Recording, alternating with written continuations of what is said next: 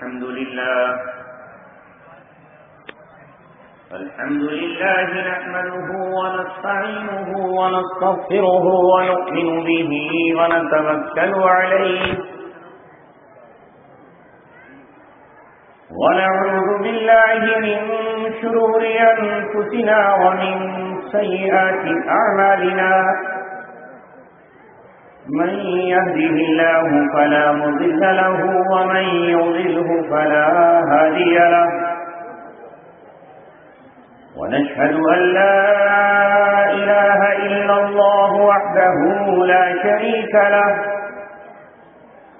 ونشهد أن سيدنا محمدا عبده ورسوله وصلى الله عليه وعلى آله وصحبه وسلم تسليما كثيرا كثيرا أما بعد قال الله تبارك وتعالى في كتابه الكريم يا أيها الذين آمنوا ادخلوا في السلم كافة ولا تتبعوا خطوات الشيطان إنه لكم عدو مبين صدق الله العلي العظيم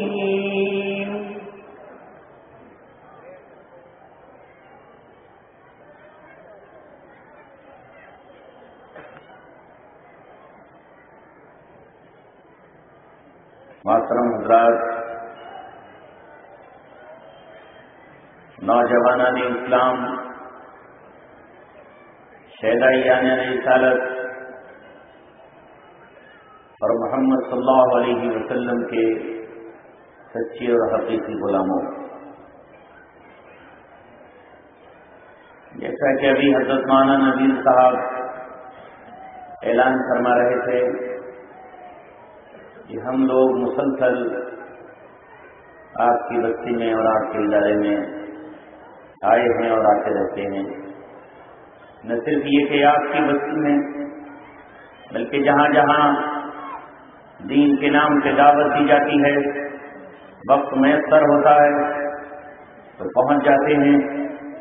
جو اللہ تبارک و تعالیٰ ذہن و خیال میں بانٹ ڈالتا ہے وہ سنا بھی دیتے ہیں، لیکن کئی برس ہو گئے ہیں تقریباً گھومتے گھومتے، چکر کاٹتے کاٹتے، کہیں صبح کہیں شام، کہیں دوپہر کہیں چھ پہر، کہیں رات کے اندھیرے کہیں دن کے اجالے، تقریباً 2 دہائی 20 سال سے اوپر ہونے کو ہیں۔ لیکن جب ان حالات میں نوجوانوں کی طرف دیکھتے ہیں تو مایوسیاں ہاتھ رکھتی ہیں، اپنے محلوں کی طرف جاتے ہیں تو افسوس کے سوا کچھ اور نظر نہیں آتا۔ کبھی کبھی تو دل کہتا ہے کہ آخر وہ الفاظ کہاں سے لائیں جو آپ کو اور آپ کی زندگی کو اور ہمیں اور ہماری زندگی کو تبدیل کر دیں۔ وہ دل کہاں سے لائیں جس سے آپ کا دل پگھل جائے؟ وہ شعلہ کہاں سے لائیں کہ جس سے آپ کے سینے کی بھی آگ جل جائے؟ پکارتے دم گھٹنے لگا ہے، چیختے چلاتے گلا تھکنے لگا ہے، عمر گزر رہی ہے، لیکن کیا کیا جائے؟ ہندوستان کا مسلمان بدلنے کا نام نہیں لے رہا، وہ نئی کروٹ نہیں لے رہا۔ جب سے اس نے غلامی کی زنجیریں پہنی ہیں، ان غلامی کی زنجیروں سے خوش ہو گیا ہے، اس نے ہاتھوں میں غلامی کی ہتھکڑیاں پہنی ہیں، اپنی ہتھکڑیوں پر راضی ہو گیا ہے۔ ایک قیدی پولیس سے سیٹنگ کر لیتا ہے اور اپنی ہتھکڑیاں اتروانے کی کوشش کرتا ہے، اپنی ہتھکڑیاں ہاتھ میں پہننے کو وہ آر سمجھتا ہے، اس کا بوجھ محسوس کرتا ہے۔ ایک پرندہ اگر پنجرے میں قید کر دیا جاتا ہے تو وہ بھی اس پنجرے کی تیلیوں کی طرف دیکھتا رہتا ہے کہ کسی طرح کوئی تیلی کھل جائے، میں اس سے باہر نکل جاؤں، کسی طرح کسی طرح اس پنجرے کا دروازہ کھل جائے اور میں آزاد فضاؤں میں اپنے سر پھسلانے لگوں. قیدی روزن کی طرف، روشن دانوں کی طرف دیکھتا ہے، کودنے کا موقع مل جائے تو جیل سے کود کے باہر چلا جاؤں، اگر سرنگ کھودنے کا موقع مل جائے تو سرنگ کھود کے باہر نکل جاؤں. لیکن کیا ہوا ہے ہمیں اور ہماری قوم کو؟ کیا ہوا ہے آج مسلمانوں کو کہ اس نے دیار غیر پہ سر رکھا ہے تو اٹھانے کا نام ہی نہیں لے رہا. اس نے اپنے آپ کو دوسروں کے حوالے کر دیا ہے اور سنبھلنے کا نام نہیں لے رہا.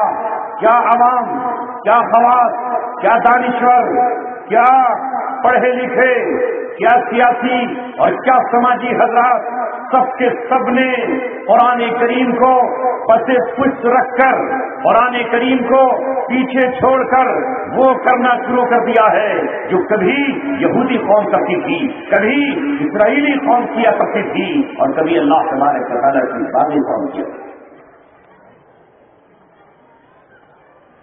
دل میں آگ جگتی ہے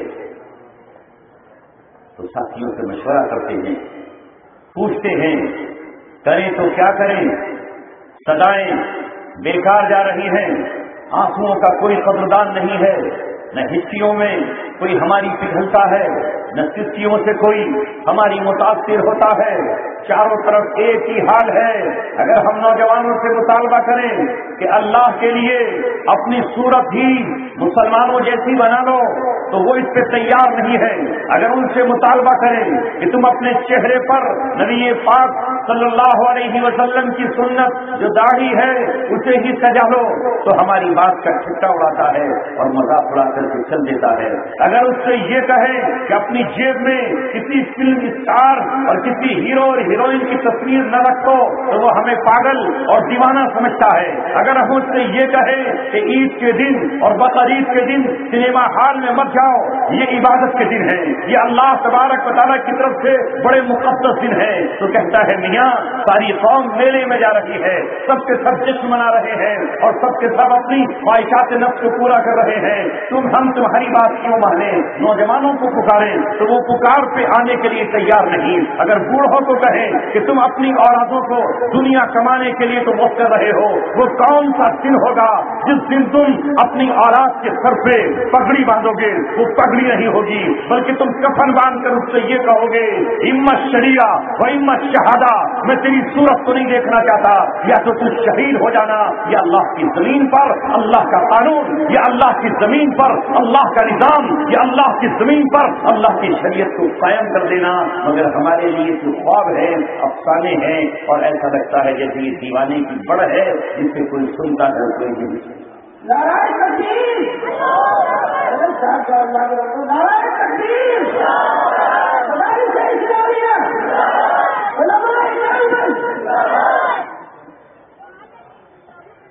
اے عزیزو، دوستو، ساتھیو، کس طرح کو بتایا جائے، کیسے سمجھایا جائے؟ بڑھ کے خیبر سے ہے یہ مارکہ دین و وطن. اس زمانے میں کوئی حیدر کرار بھی ہے، منزل رہنما دور بھی ہے، دشوار بھی ہے. اس قافلے کا کوئی قافلہ سالار بھی ہے. چاروں طرف سے ہمیں ڈرایا اور دھمکایا جا رہا ہے، ہمیں دھمکیاں دی جا رہی ہیں.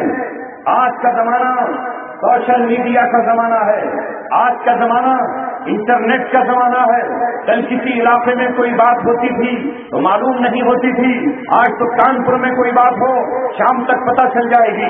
ہندوستان کے کسی کنارے پر کسی نے کوئی اسپیچ دی ہو شام تک وہ یوٹیوب پر پڑ جائے گی اور ہمیں پتہ چل جائے گا. کل تک تو ہمیں پتہ نہیں تھا کہ ہمارے خلاف کیا ماحول بن رہا ہے. ہم کیا بتائیں 12 اور 14 سال کے اپنے نوجوان کو کہ ہمارے خلاف سازشوں کا یہ عالم ہے کہ کھلے عام وہ زبان استعمال کی جا رہی ہے جس زبان کے بعد ہمیں سوچنے پر مجبور ہو جانا چاہیے. جس ہندوستان میں 30 کروڑ مسلمان رہتے ہیں اور پوری دنیا میں تقریباً 2 अरब मुसलमान बसते हैं, लेकिन 2.25 अरब मुसलमानों की कोई हैसियत नहीं है।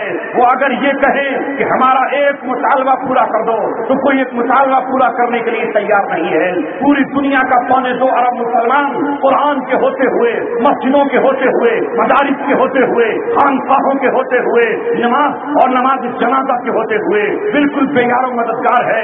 जिसके जी में आता है वो मोहम्मद रसूलुल्लाह के खिलाफ कलम उठाता है और लिख देता है, कोई पूछने वाला नहीं है। यहाँ तक कि तवाइफों को, रंडियों को और बेहया औरतों को भी ये जुर्रत हो गई है कि वो मोहम्मद रसूलुल्लाह के खिलाफ कुछ भी लिखे और मुसलमान कुछ बोलने और कहने के लिए तैयार है। मैं सिर्फ आपको आईना दिखा रहा हूं। हुवैदा आज अपने जख्म पिन्हा करके छोड़ूंगा, लहू रो रो के महफिल को गुलिस्तान करके छोड़ूंगा। दिखा दूंगा इन आंखों से, दिखा दूंगा जमाने को जो इन आंखों ने देखा है। तुझे भी मिसले आईना हैरान करके छोड़ूंगा। जिम्मेदारी हर मुसलमान के कांधे पर है। वो ये न समझे कि नदवा का पारी भी जिम्मेदारी रखता है। कोई मुसलमान ये न समझे कि जिसने देवबंद में 8 साल गुजारे हैं वही अपनी जिम्मेदारी अल्लाह के यहाँ पूरी करेगा। हरगिज नहीं।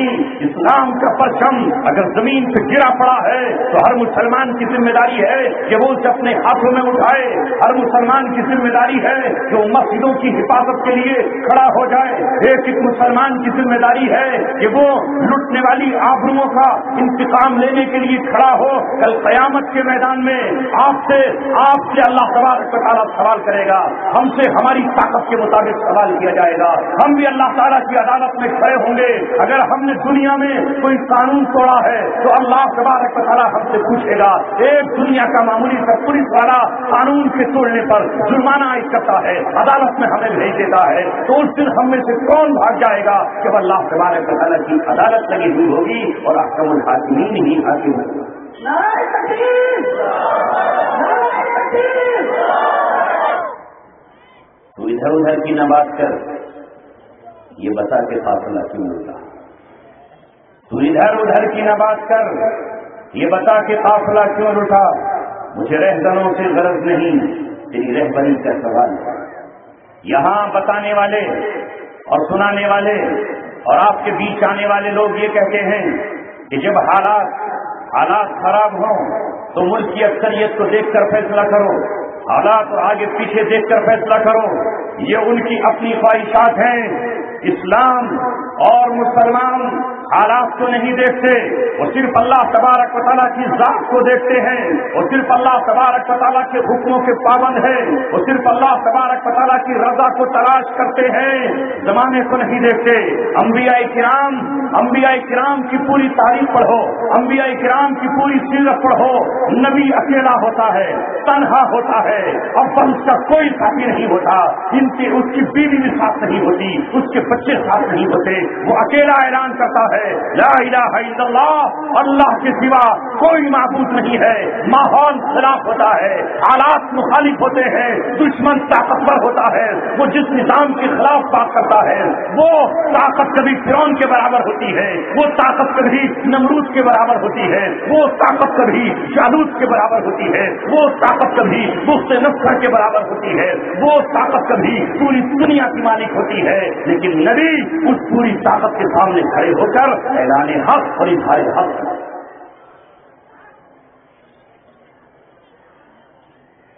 मुसलमानों को ये सोचना होगा उन्हें कैसे जिंदगी गुजारनी है। चौथे सूरज की पूजा करके, बहते दरिया के किनारे डुबकी लगाकर, 14वीं की रात को चांद की पूजा करके, सांपों को दूध पिलाकर, बिच्छुओं को देवता मानकर, लंगूरों और बंदरों को खुदा तकब्बुर करके इस तरह जिंदगी गुजारेंगे। यह तमाम बातिल सनम और बातिल और तमाम तागूतों के खिलाफ वो उठ खड़े होंगे, ऐलाने बगावत करेंगे। ये सोच लें बात यही नहीं खत्म हो जाएगी। अल्लाह तबारक व तआला की अदालत में जवाब देना होगा। زندگی توحید کے ساتھ گزاری ہے، یہ زندگی بت پرستوں کے شانہ بشانہ رکھ کر گزاری ہے، زندگی اللہ تبارک و تعالیٰ کے نعرے لگاتے ہوئے گزاری ہے، اس کے کلمے کو بلند کرتے ہوئے گزاری ہے، یا ہر گھر طاقت سے ڈر کر اس کے چرنوں میں شیش جھکا کر اور اس کے قدموں میں اپنی ٹوپی رکھ کر گزاری ہے؟ بتاؤ کیا لے کر آئے ہو قیامت میں؟ بتاؤ۔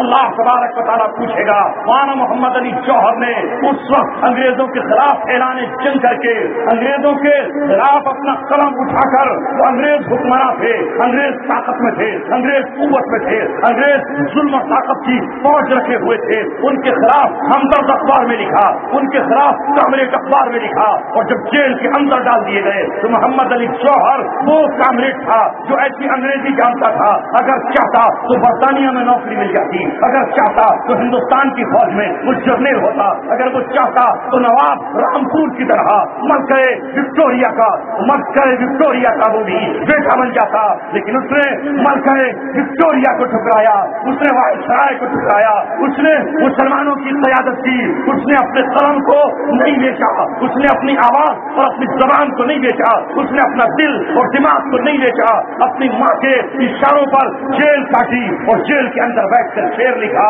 توحید تو یہ ہے کہ خدا حشر میں کہہ دے یہ بندہ تو عالم سے صفا ملے۔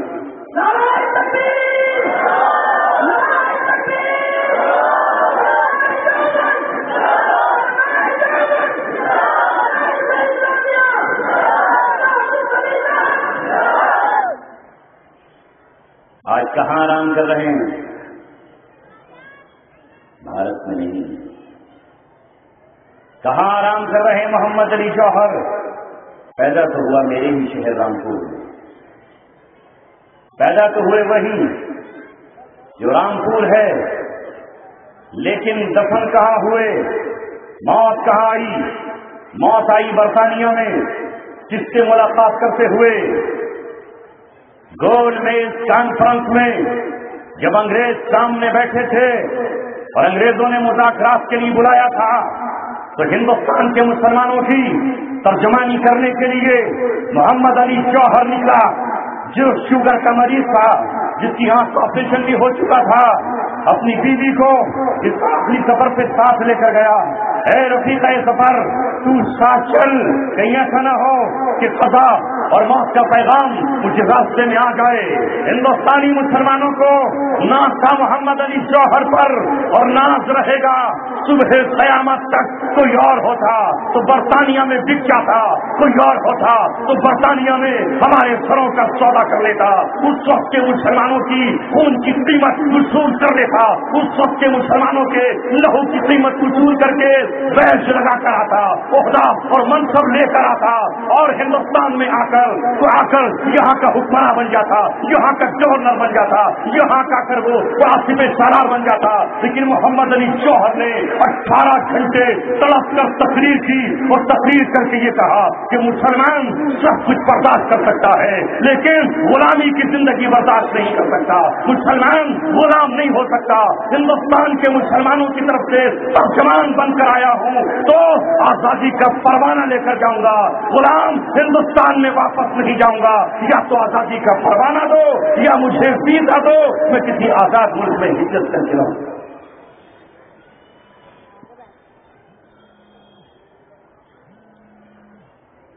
یہ لوگ ہیں قائد کہلانے کے لائق، یہ ہے رہبر کہلانے کے لائق۔ انگریز تھرا اٹھے اور سمجھ گئے کپڑوں پہ پیمن لگانے والوں کو نہیں خریدا جا سکتا، جن کے کپڑوں پر کلف لگا ہوا ہو اور ٹوٹنے کی فکر پڑی ہوئی ہو، انہیں جب چاہو سکوں میں خرید لو۔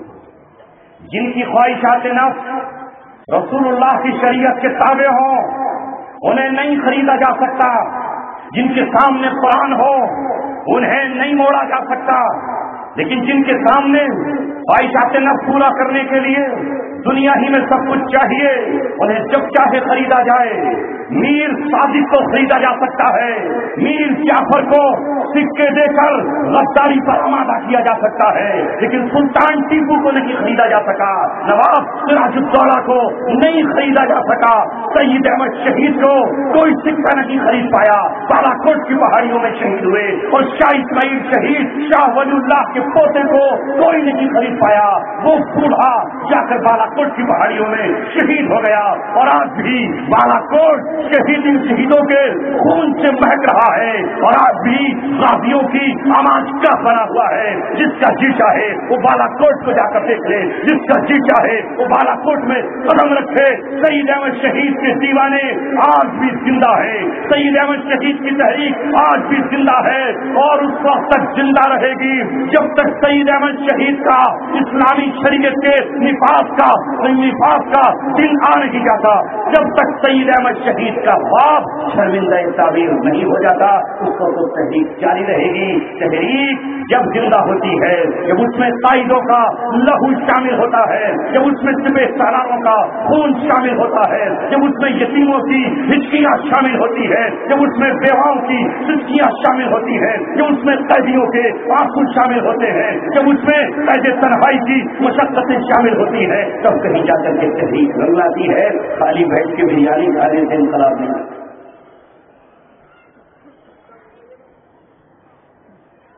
رنگ لاتی ہے بنا پتھر پر جانے کے بعد، کامیاب ہوتا ہے ان کا ٹھوکرے کھانے کے بعد۔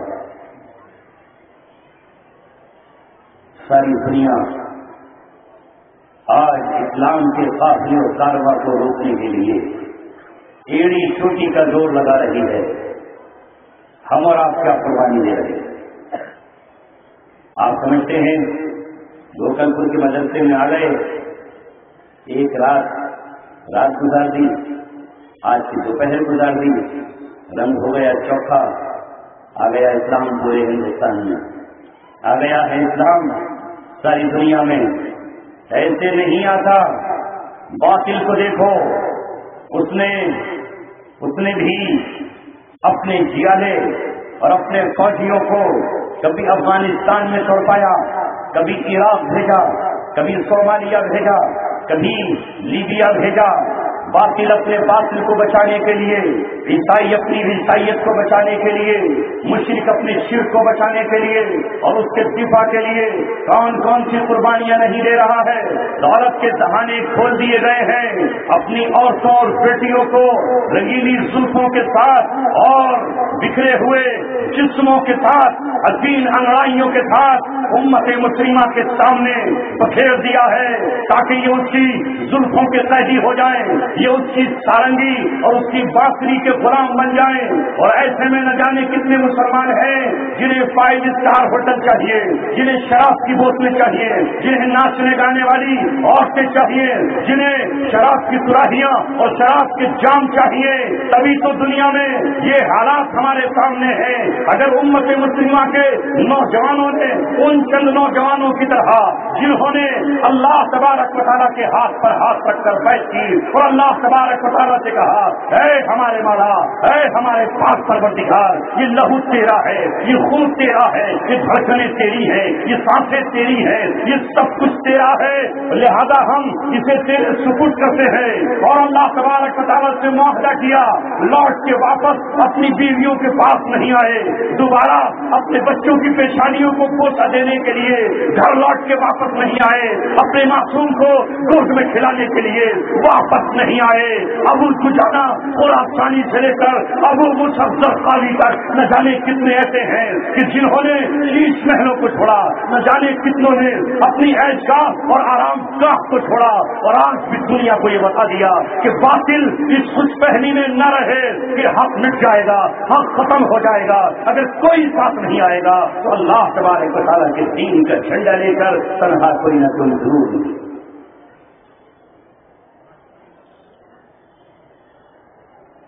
غور کیا کیجیے، قرآن کو جوڑنے کی اپنے کو فکر کیجیے۔ میں نے قرآن مقدس کی ایک آیت آپ کے سامنے تلاوت کی، اس کی تشریح کرنا چاہتا ہوں۔ کبھی کبھی دل مایوس کر دیتا ہے اور جی میں آتا ہے کہ کچھ نہ کریں، بند کر دیں سب کچھ، بس بیٹھے رہیں اور روتے رہیں، کچھ نہ کریں۔ لیکن پھر جب قرآن پڑھتے ہیں تو نظر آتا ہے کہ قرآن میں اللہ نے اپنے نبیوں کو بھیجا، موسیٰ علیہ السلام فرعون کا مقابلہ کرتے رہے، بظاہر کتنا زمانہ گزر گیا، حالات تبدیل نہیں ہو رہے، فرعون کی حکومت نہیں جا رہی، قارون کا خاتمہ نہیں ہو رہا، حامان دندنا رہا ہے، موسیٰ علیہ السلام کی قوم پٹ رہی ہے، ان کے جسموں سے خون بہ رہا ہے، ان کے گھر اجاڑے جا رہے ہیں، ان کی بستیاں برباد کی جا رہی ہیں۔ اللہ تبارک و تعالیٰ ان مسلمانوں سے کہتا ہے کہ مصر کے اندر ہی اگر تمہیں مسجد بنانے کی اجازت نہیں ہے تو اپنے گھروں ہی کو قبلہ بنا لو اور اپنے گھروں میں نماز پڑھو۔ لہذا ہم دیکھتے ہیں کہ کبھی کبھی ظلم اور باطل اتنا طاقتور ہو جاتا ہے کہ مسجدیں بنانے کی اجازت نہیں دیتا، تو ہمیں آج جب انگولا میں مسجدیں ڈھائی جاتی ہیں اور مسجدیں گرائی جاتی ہیں تو کل کا زمانہ یاد آ جاتا ہے۔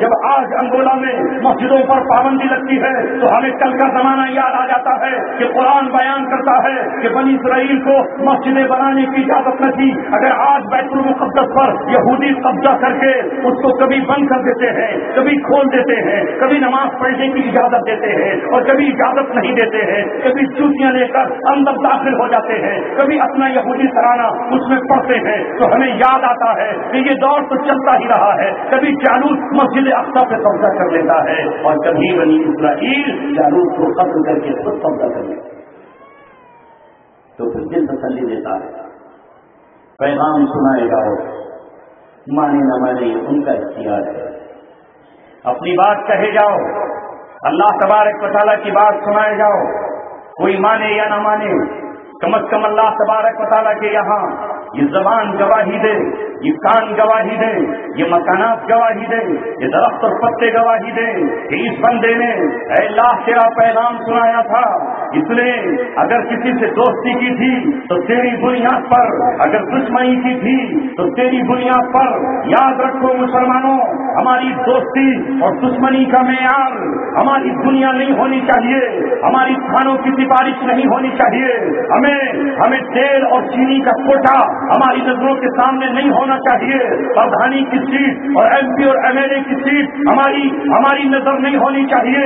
یہ بہت گھٹیا چیزیں ہیں، یہ بہت کم تر چیزیں ہیں، یہ بہت ناکارہ چیزیں ہیں۔ ہماری نظر ہو اللہ تبارک و تعالیٰ کی رضامندی پر، اگر اللہ ناراض ہو تو ہم سارے جہاں سے لڑنے تیار ہو جائیں، اور اللہ تبارک و تعالیٰ راضی ہو تو ہم سارے جہاں سے برابر ہو جائیں۔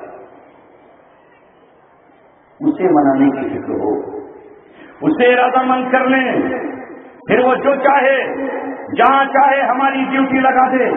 علماء کرام اور مسلمانوں، ہم سب کے سب اللہ تبارک و تعالیٰ کی فوج کے سپاہی اور اس کے لشکر کا دستہ، وہ ہمیں چاہے چوک پہ کھڑا کر دے، وہ ہمیں چاہے مسجدوں میں بٹھا دے، وہ ہمیں چاہے مسجدوں سے باہر نکالے اور ہمارے لیے راستہ اور سڑک چن لے، اللہ تبارک و تعالیٰ ہمیں چاہے تو جس حال میں رکھے ہم راضی رہیں اور اللہ تبارک و تعالیٰ کی رضا کے لیے ہم قربان ہو جائیں۔ شیخ عمر عبد الرحمان مصر کے رہنے والے ایک عالم ہیں، انہیں اسلام کی بات کرنے کے جرم میں مصر میں گرفتار کیا گیا اور اس کے بعد انہیں امریکہ پہنچا دیا گیا۔ وہ شخص روتے روتے نابینا ہو گیا، آنکھوں کا نور چلا گیا، ظلم سہتے سہتے بے سہارا ہو گیا، آج بھی جیل کے اندر امریکہ کی بند ہے۔ لوگوں نے جب ان سے پوچھا کہ کیا دن پر گزر رہی ہے تو انہوں نے پیغام بھیجا اور پیغام بھیج کر یہ کہا، اے نوجوانوں، تم نے تو اللہ سے سودا کیا تھا، تم نے تو اپنی جانیں اللہ تبارک و تعالیٰ کی سپرد کی تھی، تم نے تو اپنے آپ کو اللہ کے ہاتھ بیچا تھا، اب کیوں فکر کرتے ہو، اب کیوں روتے ہو، اب کیوں تڑپتے ہو، اب کیوں شکوہ شکایت کرتے ہو؟ وہ چاہے تو آج ہی ہماری جان لے اور شہادت کا تاج پہنا کر ہمیں جنت میں پہنچا دے، وہ چاہے تو ہمیں تخت شاہی پر بٹھا دے، وہ چاہے تو ہمیں جیل کی سلاخوں میں بھیجے، وہ چاہے تو ہمیں भूख पे मजबूर करे और वो चाहे हमें हुकूमत की कुंजियां दे दे और हमें खजाने सुपुर्द कर दे। हमने तो अपने आप को अल्लाह तबारक व तआला के सुपुर्द कर दिया है, अल्लाह के हवाले कर दिया है, हम उसकी रज़ा में राज़ी हैं।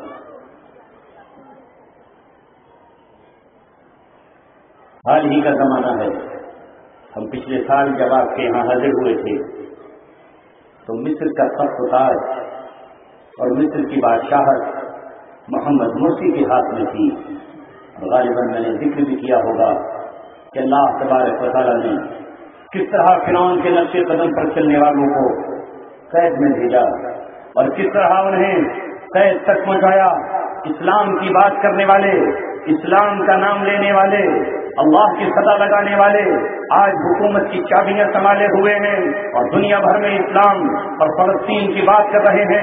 लेकिन 3 जून आते आते, पिछले साल 3 जून आते आते हुकूमत को पलट दिया गया, बातिल इकट्ठा हो गया, सारी शैतानी कुव्वतें जमा हो गई। इसराइल और बातिल के तमाम अलमबरदार इकट्ठे हुए और उन्होंने ये कहा कि हम इस्लाम को बर्दाश्त नहीं कर सकते, इस्लामी हुकूमत को बर्दाश्त नहीं करेंगे, हमें बातिल हुकूमत पसंद है, हम कुरान वाला निजाम पसंद नहीं करेंगे, हमें शरिया नहीं चाहिए। मोहम्मद मुर्सी ने ये क्यों लिखा है कि इस मुल्क का निजाम शरीयत का निजाम होगा, इस मुल्क का निजाम कुरान का दस्तूर होगा, इस मुल्क का आईन अल्लाह तबारक व तआला का लिखा हुआ कानून होगा।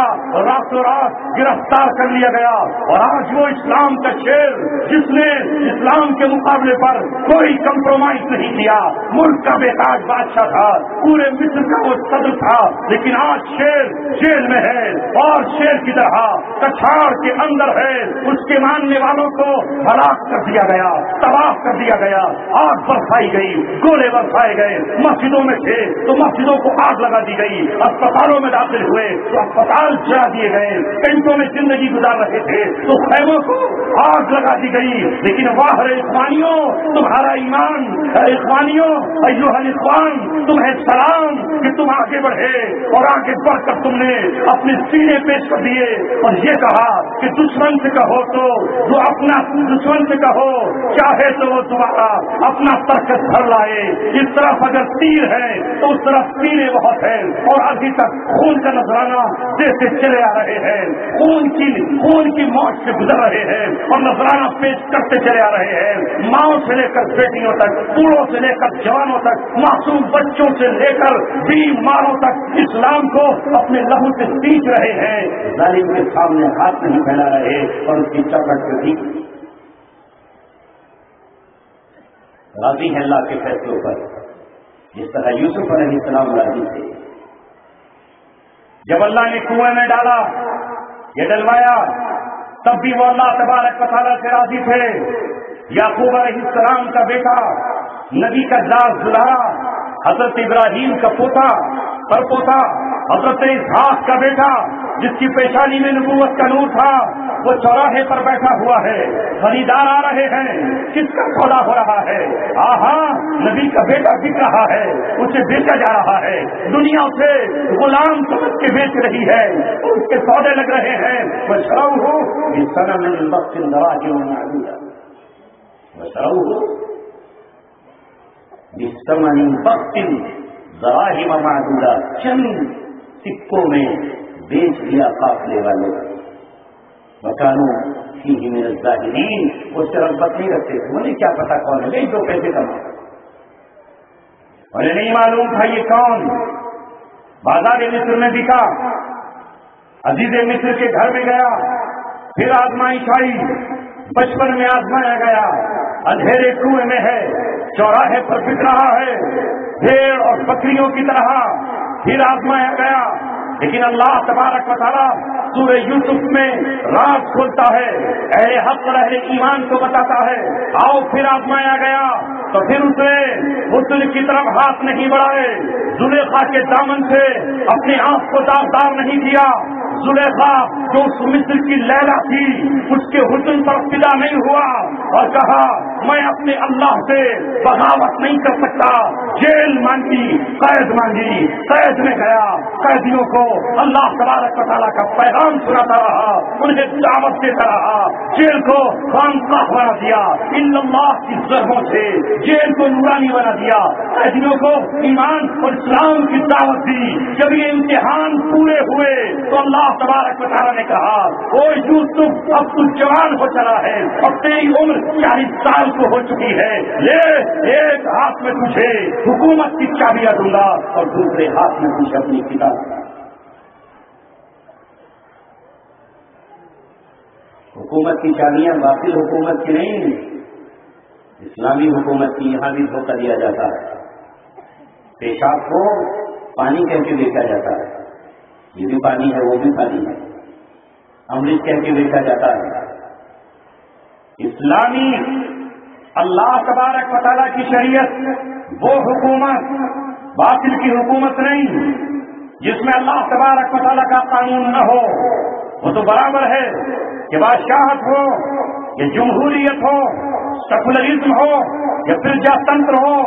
ایک جملہ آپ کو بتا رہا ہوں، قرآن سنت اور شریعت میں حاکم کون ہے بتاؤ؟ حاکم حاکمیت کس کی ہے؟ کون ہے حاکم؟ پتہ نہیں مجھے، ارے کون ہے حاکم؟ اللہ تبارک و تعالیٰ ہی تو حاکم ہے، اس میں بھی سوچنا پڑ رہا ہے۔ ان الحکم الا للہ، حکم کس کا ہونا چاہیے؟ اللہ تبارک و تعالیٰ کا۔ قرآن صرف تلاوت کے لیے نہیں آیا، قرآن صرف بھوکے لگوانے کے لیے نہیں آیا، قرآن منتر نہیں ہے، قرآن جادو ٹونے کی کتاب نہیں ہے، قرآن کسی کا کاروبار بڑھانے اور کسی کا گھٹانے کے لیے نہیں آیا۔ قرآن اس لیے آیا ہے کہ ساری دنیا کے انسان اس قانون کے پابند ہوں، وہ اس قانون کے پابند ہو کر چلے، اس لیے آیا۔ تو حاکم کون ہونا چاہیے؟ اللہ تبارک و تعالیٰ حاکم ہو، اور اللہ نے حاکم نے اپنا دستور نامہ دے دیا ہے، لہذا یہ دنیا کے نظام آج چل رہے ہیں وہ اللہ کی حاکمیت سے ٹکراتے ہیں۔ وہاں حاکم کون؟ بندہ۔ اس جمہوریت کی ڈیفینیشن اور تعریف کیا ہے معلوم افسوس؟ دا گورنمنٹ، ابراہیم لنکن نے یہ تعریف کی ہے اس کی، the government by the people, for the people, the government of the people, انسانوں کی حکومت، انسانوں کے ذریعے، انسانوں کے لیے۔ قرآن کہتا ہے اللہ تبارک و تعالیٰ کی حکومت، اللہ تبارک و تعالیٰ حاکم اعلیٰ، اللہ تبارک و تعالیٰ قادر مطلق، اللہ تبارک و تعالیٰ کا حکم جس طرح مسجد میں چلتا ہے اس کے حکم کے بغیر کوئی دوسرا کام نہیں ہو سکتا۔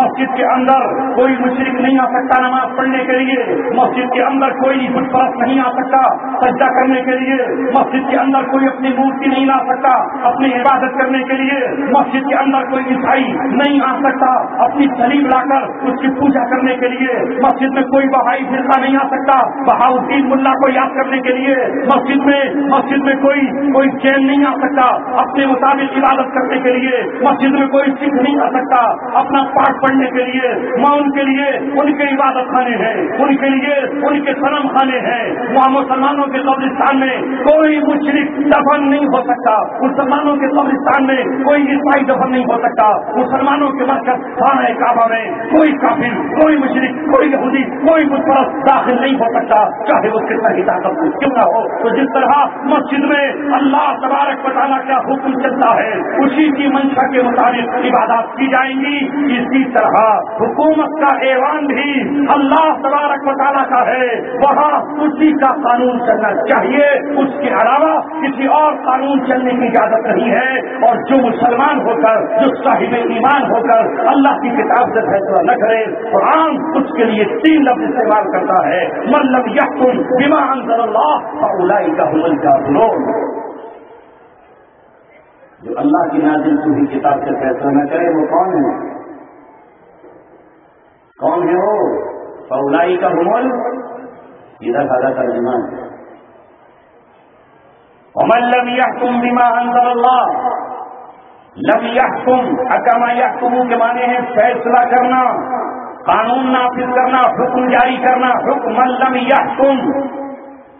کبھی آپ کہو کہ ہمیں نہیں بتایا تھا، قیامت میں آپ بھی ہوگے اور میں بھی رہوں گا انشاءاللہ، پھر اللہ تبارک و تعالیٰ کے سامنے ہم بتائیں گے کہ ہم نے ہندوستان کے مسلمانوں کو اور انٹرنیٹ کے ذریعے ساری دنیا کے عوام کے سامنے تیری آیات پڑھ کر بتا دی تھی، من لم یحکم بما انزل اللہ، جو فیصلہ نہیں کرتا اس سے جو نازل کیا اللہ نے، ما انزل اللہ، انزل نازل کرنا، جو نازل کیا اللہ نے، فاولئک هم الکافرون، وہ کافر ہیں۔ ایک جگہ فرمایا فاولئک هم الظالمون، وہ ظالم ہے، اور تیسرے مقام پر فرمایا فاولئک هم الفاسقون، وہ حدوں سے گزر جانے والے اور کھلا گناہ کرنے والے۔ اب اس قرآن کے معیار پر رکھیے اور پھر تولیے حکمرانوں کو۔ آپ تو کہو گے مصر میں جو اب بیٹھا ہے تخت شاہی پر وہ بھی مسلمان ہے، جو جیل میں تھا وہ بھی مسلمان ہے، آپ کو تو دونوں مسلمان نظر آ رہے ہیں، اس کا نام بھی سیسی ہے، ان کا نام مورسی ہے، وہ بھی اسلام کی بات کر رہا ہے۔ ایک وہ تھا جس نے بیٹھتے ہی یہ کہا کہ اللہ تبارک و تعالیٰ کی رضا مجھے چاہیے، حکومت خدا کی عطا ہے، حکومت رب کی امانت ہے، اس نے دی ہے تو اللہ تبارک و تعالیٰ کی امانت میں خیانت نہیں کریں گے۔ حکومت رہتی ہے تو رہے، جاتی ہے تو جائے، اس سے اترتے ہیں تو اتر جائے، لیکن ایسا نہیں ہوگا کہ اللہ نے جو حکومت دی ہے تو یہاں باطل کا قانون چلے، نیا قانون قرآن و سنت کی روشنی میں لکھا جائے گا، قرآن و سنت کی روشنی میں ترتیب دیا جائے گا، اللہ کی رضا کو پورا کیا۔ اور یہ وہ لوگ ہیں جنہوں نے قرآن کے مقابلے پر اس شخص کو گرفتار کیا، اپنی فوجوں کو اتار دیا۔ یہ مسلمان ہے کہ وہ مسلمان ہے، فیصلہ کرنا۔ قرآن تو سامنے ہے، آپ کہہ رہے ہیں دونوں مسلمان ہیں، دونوں کیسے ہو سکتے ہیں؟ ایک شریعت کو نافذ نہیں ہونے دے رہا۔ آپ کہو گے افغانستان کا صدر حامد کرزئی بھی مسلمان ہے، نام تو اس کا حامد ہے، اور ملا محمد عمر بھی مسلمان ہیں، دونوں مسلمان ہیں، دونوں کیسے ہو سکتے ہیں؟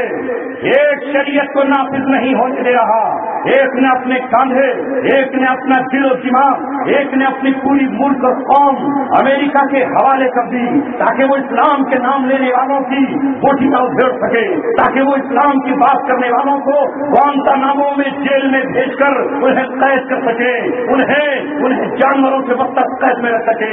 ایک یہ بیٹھا ہے جو ڈالروں سے کھیل رہا ہے، جو مال سے کھیل رہا ہے، جس نے دنیا خرید لی ہے، جس نے سودا کر لیا ہے، جسے سونے کی کرسی ملی ہے تو دنیا کے لیے ملی ہے، جو اسلام کی راہ میں رکاوٹ بنا ہوا ہے۔ یہ مسلمان کیسے ہو سکتا ہے؟ قرآن سے پوچھو، اللہ سے پوچھو، اللہ میرے اور آپ کے دباؤ میں نہیں آ جائے گا۔ نعوذ باللہ، نعوذ باللہ، نعوذ باللہ، آ جائے گا میرے اور آپ کی بات اللہ مان لے گا۔ اللہ تبارک و تعالیٰ کا قرآن جو فتویٰ دے رہا ہے، اس فتوے کے خلاف جو کرے وہ کیسے مسلمان رہ جائے گا؟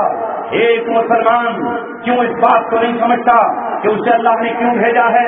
اللہ تبارک و تعالیٰ کہتا ہے ومن آمن باللہ، جو اللہ تبارک و تعالیٰ پر ایمان لائے، ومن یکفر بالطاغوت، اور طاغوت کا انکار کرے، شیطان کا انکار کرنا ہوگا، اور ہر وہ طاغوت جو ہمیں شیطان کے نقش قدم پر چلاتا ہے اس کا ہمیں انکار کرنا پڑے گا، تب کہیں جا کر ہم اللہ تبارک و تعالیٰ کے کہلائیں گے۔ یہ کیسے ہو سکتا ہے کہ ادھر آئے تو مسجد میں نماز پڑھ لی اور ادھر پہنچے مندر میں تو وہاں بھی سجدہ کر لیا، دونوں برابر رہ جائیں گے؟ جس طرح نکاح ایجاب اور قبول کرنے سے نکاح ہوتا ہے، نکاح قائم ہوتا ہے، بیوی بن جاتی ہے، یہ شوہر کہلاتا ہے، اسی طرح لفظ طلاق استعمال کر لینے سے نکاح ٹوٹ جاتا ہے، نکاح ختم ہو جاتا ہے، اور نکاح سے بیوی آزاد ہو جاتی ہے۔ 3 طلاق دی تو دوبارہ بھی اس سے نکاح نہیں ہو سکتا جب تک کہ کوئی اور شوہر اس سے نکاح نہ کر لے، پھر کسی وجہ سے وہ طلاق نہ دے دے اور اس کی عزت پوری نہ کر لے، لہذا نکاح کے ایجاب و قبول سے نکاح ہو جاتا ہے، طلاق دینے سے طلاق واقع ہو جاتی ہے، جس طرح منہ، ہاتھ اور سر پہ مسا اور پیر دھونے سے وضو ہو جاتا ہے، اسی طرح آپ کی بھی خارج ہونے سے وضو ٹوٹ بھی تو جاتا ہے۔ آپ سوچیں نہیں وضو پرسوں کر لیا تھا ابھی تک ہے، کوئی کہے کہ ٹوٹا نہیں، جانی ہوا نکلی اور پھر پڑی ہوا، ہوا منہ سے بھی نکلتی ہے، دو راستے ہیں انسان کے جسم کے، کبھی ادھر سے نکل گئی کبھی ادھر سے نکل گئی، تو وضو سے کہاں ٹوٹتا ہے؟ میرا تو وضو نہیں ٹوٹا، بہت معمولی سی ہوا نکلی ہے، جس کو کسی نے سنا بھی نہیں، میں سن رہا تھا، تو وضو ٹوٹے گا کہ نہیں؟ اس ہوا سے وضو ٹوٹ جائے گا تو شاید اتنا ہی سوچ رہا ہو کہ کسی کو بدبو نہیں آئی، پڑوسی سنے تو شاید وضو ٹوٹے گا۔ جس طرح وضو کرنے کے بعد کچھ چیزیں وضو کو توڑ دیتی ہیں، جس طرح نماز کی نیت باندھ لی اور اس کے ارکان ادا نہ کیے، چہرہ قبلے سے پھیر لیا تو نماز ٹوٹ جائے گی، نماز میں باتیں کر لی تو نماز ٹوٹ جائے گی۔ یہ شیعوں کی نماز نہیں ہے کہ نیت بنی ہوئی ہے اور مہمان آیا تو مہمان سے کہا وعلیکم السلام، تشریف رکھیے نماز پڑھ رہا ہوں، اور بیوی سے نماز میں کہہ دیا ذرا چائے بنا لے یار آیا ہوا ہے، ان کی تو نماز بولنے سے بھی نہیں ٹوٹتی، آپ کی بات ہی رہے گی۔ آپ سوچے ایک بار یہ مان لی تو اب کیسے ٹوٹ جائے گی؟ اتنی کمزور ہے نماز، اتنی کمزور ہے نماز کہ ٹوٹ جائے گی۔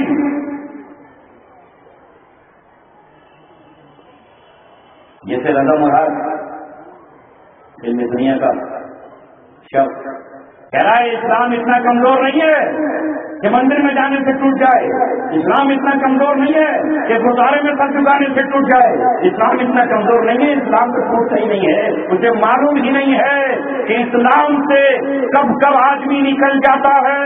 لہذا یاد رکھیے قرآن کی آیت پڑھ رہا ہوں، اللہ تبارک و تعالیٰ کہتا ہے یا ایھا الذین آمنوا لا تتخذوا اليہود والنصارى اولیاء، اے لوگوں یہودیوں کو جو اللہ کے دشمن ہیں اور عیسائیوں کو جو اللہ تبارک و تعالیٰ کی ذات میں شریک ٹھہراتے ہیں دوست نہ بناؤ، ان کے ساتھ کھڑے نہ ہو، ان کی جاسوسیاں مت کرو، ان کے شانے نشانہ مت ملاؤ، اور جس نے ایسا کر لیا وَمَن يَتَوَلَّهُم مِّنكُمْ، جس نے تم میں سے ایسا کیا فَإِنَّهُ مِنْهُمْ، وہ انہی میں سے ہے۔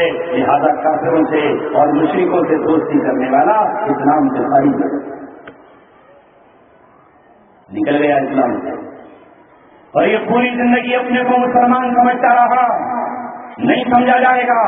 عبداللہ بن ابی کا تذکرہ پچھلے کئی سال سے آپ کے سامنے کر رہا ہوں، اس کا یہ بھی تو جرم تھا کہ وہ مسجد میں نماز بھی پڑھتا تھا اور یہودیوں سے بھی دوستی رکھتا تھا، وہ جنگ میں بھی نکلتا تھا اور یہودیوں کو انفارمیشن بھی دیتا تھا، اس کا یہ بھی تو جرم تھا کہ ادھر ان سے بھی دوستی اور ادھر مسلمانوں سے بھی ہمدردی، وہ اپنے دونوں ہاتھ میں لڈو لینا چاہتا تھا کہ باغ بھی خوش رہے اور خوش رہے سیاد بھی محمد رسول اللہ سے بھی نہ بگڑے، اور ادھر کعب بن اشرف سے بھی نہ بگڑے، یہودی ریاض بن اخطب سے بھی نہ بگڑے، نضر بن حارث سے بھی اس کی دوستی چلتی رہے۔ اللہ تبارک و تعالیٰ نے اسے مسلمان قرار نہیں دیا اور فیصلہ کر دیا اللہ تبارک و تعالیٰ نے یہ جہنم کی ڈاٹ اور جہنم کا ایندھن ہے اور اس کے بھی سب سے نچلے حصے میں جائے گا۔ اس نے تو نمازیں محمد رسول اللہ کے پیچھے پڑھی۔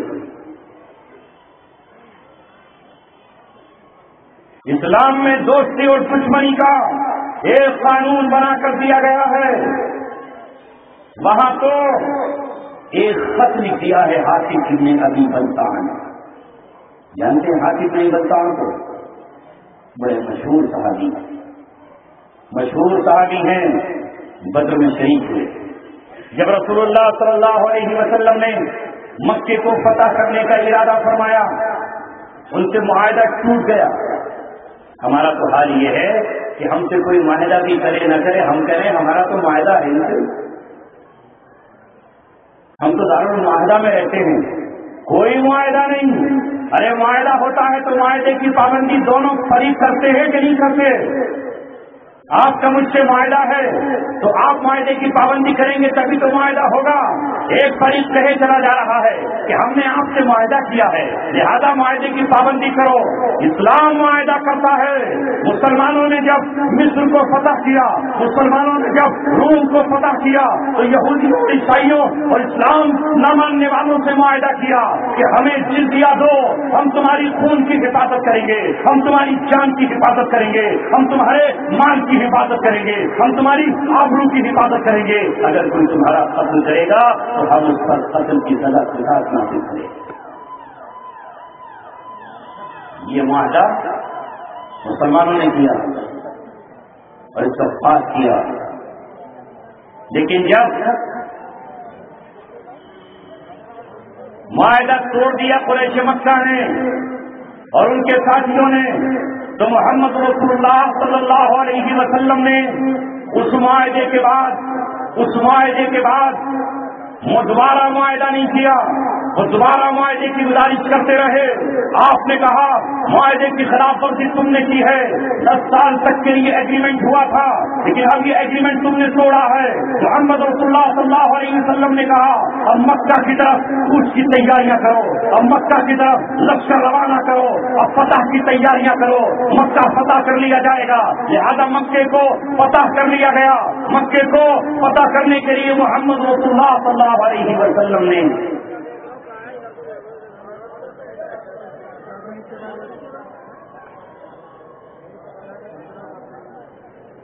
صلی اللہ علیہ وسلم نے عاصم ابن ابی بلتعہ سے کہا، نہیں کہا، صحابہ سے کہا کہ دیکھو مکے پہ کوچ کرنے کے لیے جانا ہے، کوئی ہمارا راز مکے والوں کو لکھ کر نہ بھیجے، مکے والوں کو کوئی شخص ہماری جاسوسی نہ کرے. عاصم ابن ابی بلتعہ نے، میرے دوستوں اور چونکہ شاید اتنی ہی دیر کے لیے مجھے حاضری دینا تھی، میں اپنی بات ختم کرتا ہوں. وآخر دعوانا ان الحمد للہ رب العالمین.